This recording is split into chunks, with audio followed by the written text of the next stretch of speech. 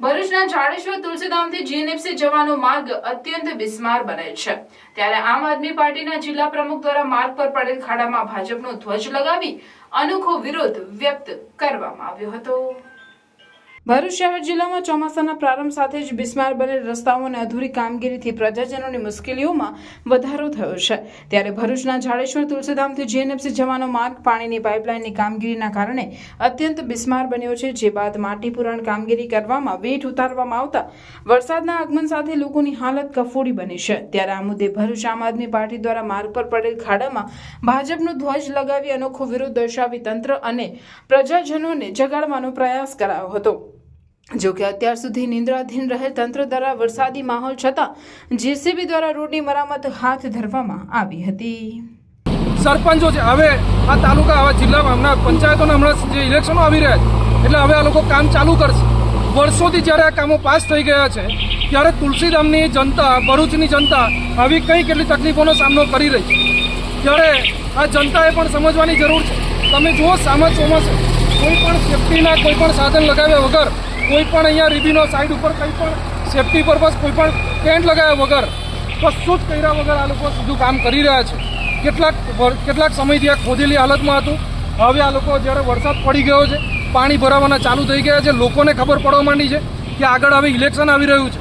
5-6 મહિના પછી ઇલેક્શન છે પંચાયતોના, એટલે હવે આ લોકોએ કામ ચાલુ કરાવી દીધા।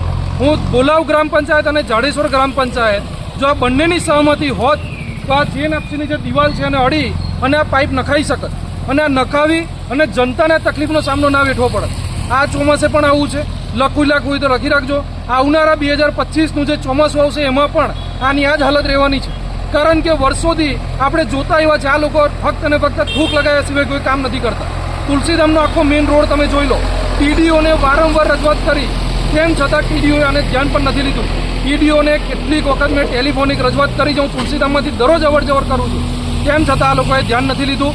ત્યારે જઈ અને આમ આદમી પાર્ટી આજે અવાજ ઉઠાવવાની જરૂર પડી છે અને આજે આમ જનતા માટે અમે લોકો અવાજ ઉઠાવી રહ્યા છીએ। ત્યારે આશા રાખું છું કે જનતા પણ આની અંદર સાથ અને સહયોગ આપે અને જનતાએ પણ આનો અવાજ બનવું પડશે। પણ ખોદીને જતા રહ્યા, હવે વરસાદ પડે ને ત્યારે એટલા બધા ખાડા પડી ગયા છે કે આખી ગાડી અંદર જતી રહી। મારા લોકોના બાળકો સવારમાં સ્કૂલે જાય, સ્કૂલેથી લેવા જવાનું આવવાનું, ગાડીઓ નીકળતી નથી, ગાડીઓ સ્લીપ ખાય છે। હવે જોવા માટે કોઈ નથી આવતું, તો હવે અમારે આમાં શું કરવાનું? એટલે આનો કોઈ સોલ્યુશન કરો, નહીં તો પછી અમારે લેખિતમાં આના ઉપર જવું પડશે અને હવે કંઈક આના પગલાં લેવા પડશે।